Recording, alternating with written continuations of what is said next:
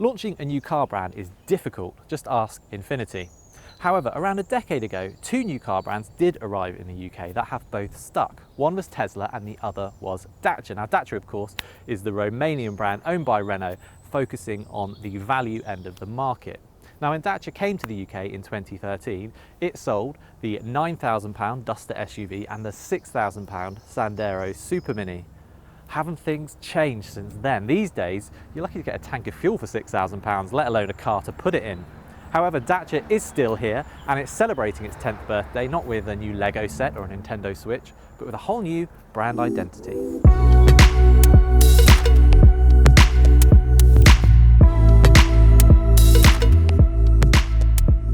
So we thought it was a good time to revisit one of Dacia's offerings. And given this is a budget brand, we've chosen its most budget offering, the Sandero. Now let's get this out of the way nice and early. The Sandero is not a £6,000 car any longer. Not in quality, not in equipment, and certainly not in price. Mind you, that car, the Sandero Access that was launched back in 2013, was as basic gets. It didn't have body-coloured bumpers, it didn't have air conditioning, it didn't even have a radio. This thing, on the other hand, look, matching bumpers and bodywork. It's even got LEDs in the DRLs, this Y-shaped section of the headlights here, and fresh for 2023, it gets a new logo, which, great Scotsman! Looks like it's come straight from a DeLorean, as, unfortunately, do some of the panel gaps.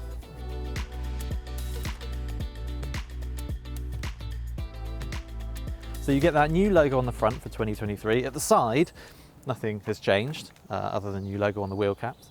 And on the rear, you get, guess what, a new logo. This, putting the logo all the way across the rear of the car, is very reminiscent of what a lot of brands have done, but particularly Skoda. And actually, when we look at the steering wheel inside, you'll see that's quite similar to what Skoda have done as well. It's almost like Dacia is trying to do a Skoda and move up market a little bit. Boot space, 328 litres in here. You can't adjust the height of the boot floor, and there is a big loading lip, but what you're essentially getting, we'll do more about prices in a minute, but you're getting a Supermini for the price of a city car.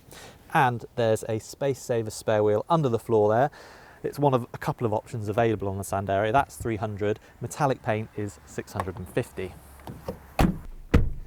Right, we have reviewed the Sandero before on the CarGurus UK YouTube channel, but we're here, so we'll just have a quick look at the back seats again, if only to say, look, they're really quite roomy. Again, it's that idea of Supermini space for city car money. So I'm 5'11".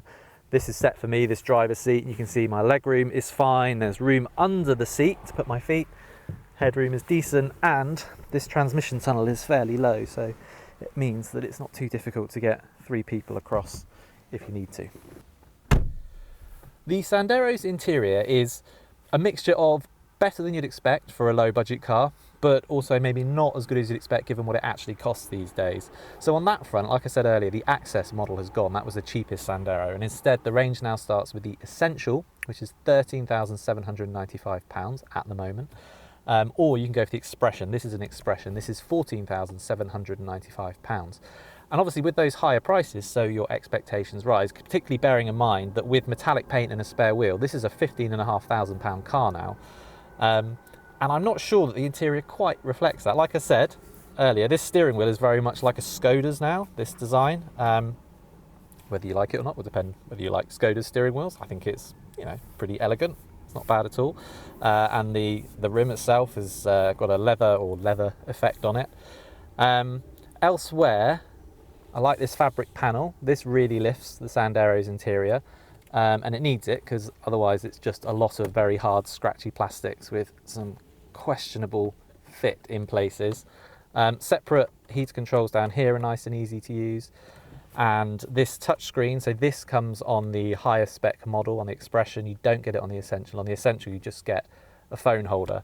On the Expression, you get the touchscreen, which is 8 inches, and a phone holder. I don't know why you get a phone holder there, because you already have Android Auto and Apple CarPlay, so it seems a bit redundant. The screen itself, pretty easy to use. The graphics aren't great, but it's fine. Standard equipment on the Sandero, so even the Essential gets air conditioning, front electric windows, cruise control, and then if you step up to this higher spec model, you also get rear electric windows, auto lights and wipers, and keyless entry and start.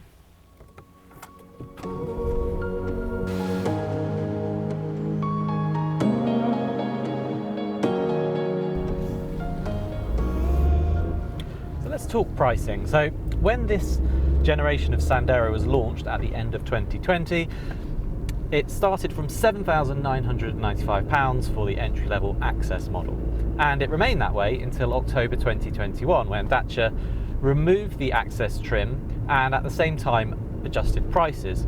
And all of a sudden, the cheapest Sandero you could buy was £9,845.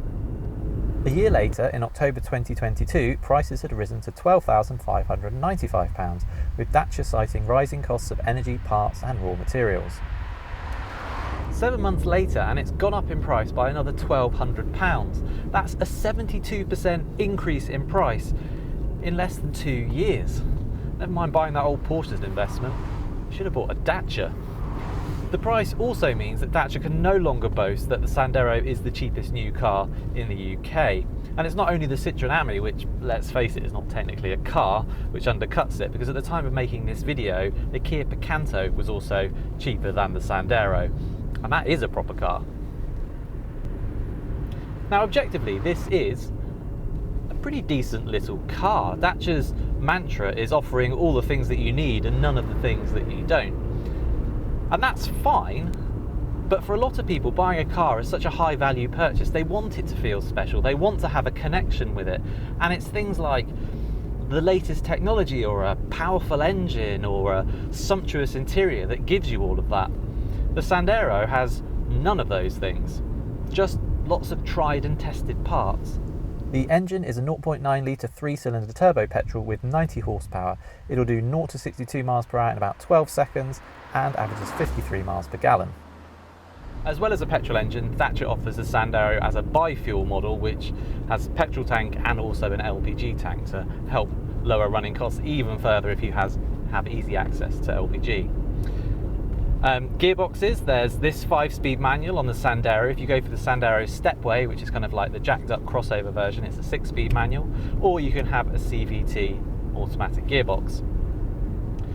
Now, in terms of refinement from this engine, it is inherently not an unrefined engine. It's more the lack of noise insulation which makes the Sandero feel a bit cheaper, let's say. And also you get vibrations through the pedals and things like that. But the power delivery of the engine is actually quite good. This is a light car, which helps, but basically it gives you quite good response because it's turbocharged. The initial response is good. It actually makes the Sandero feel quicker than it really is. So it's about a 12-second 0 to 62. Actually, in sort of lower speed driving, the responsiveness makes you feel like it'd be quicker than that. Only when you push past where the turbo is really starting to come in do you realise that no, it's definitely a 12-second car. As for the rest of the driving experience, so the Sandero sits on the CMF-B platform. It's the same platform as the Clio, and that's a good basis. So the ride is actually quite good. It cushions the bumps really nicely, and even when you go over potholes it's not too jarring.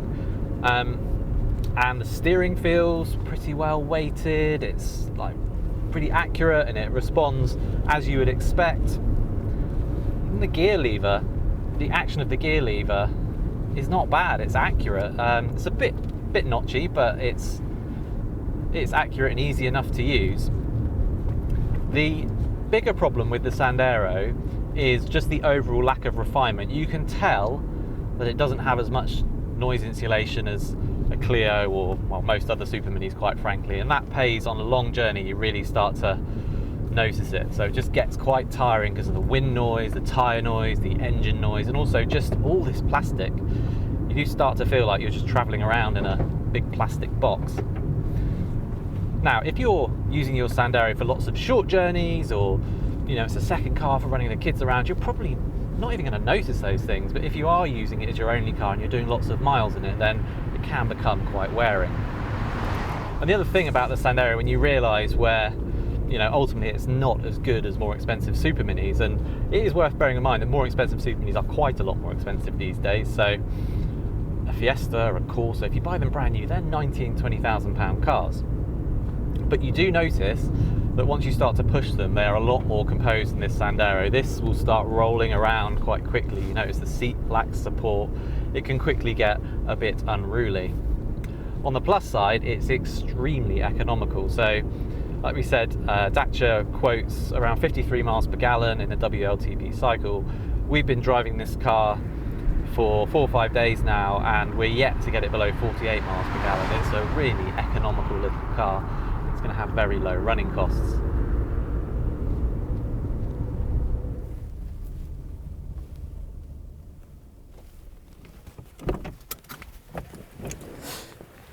We started this video by observing that Dacia and Tesla arrived in the UK at about the same time. Now there's an irony here in that while Tesla keeps lowering its prices, Dacia keeps putting them up. Maybe one day they'll just meet in the middle, who knows.